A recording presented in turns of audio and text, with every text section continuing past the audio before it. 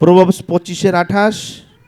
যে মানুষ নিজেকে সামলাতে পারে না সে হলো সেই শহরের মতো যার প্রাচীর ভেঙে গেছে। আপনাকে রাগ উঠলো, আপনি রাগ কন্ট্রোল করতে পারছেন না। আপনার প্রতি কেউ খারাপ করলো, আপনি ক্ষমা করতে পারছেন না।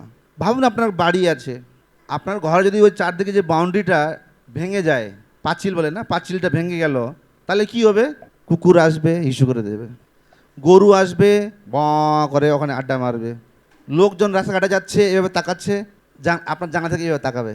আপনার ঘরের পাঁচিল, আপনার ঘরের বাউন্ডারি মানুষের রাস্তা হয়ে যাবে, যা কেউ আসতে যাচ্ছে।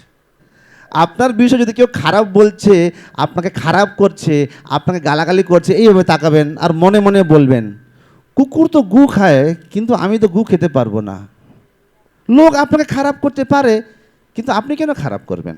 কতজন হয়, বন্ধু বান্ধব হয় না যে, কী হলো বাবু, কী হলো? বলিস না, ওই লোক আমাকে এখন বলছিল, ওকে আমি দিতাম এখনই গিয়ে, জানিস এত রাগ উঠেছে না। ভাই, ও তোমাকে রাগ উঠিয়েছে, তুমি ঘরে এসে নিজের বউকে রাগ দেখাচ্ছ। রাগ তোমাকে অফিসে উঠিয়েছে লোক, আর তুমি এসে মন গিয়ে কী চা বানালি এটা? চাতে চিনি নাই। আপনি ওই লোক যে নিজেকে সামলাতে পারছেন না, আপনি ওই শহর যার বাউন্ডারি ওয়াল ভেঙে গেছে, যা কোনো ইমোশন আসছে আর ইমোশন যাচ্ছে, আসছে যাচ্ছে, আপনি কন্ট্রোলই করতে পারছেন না।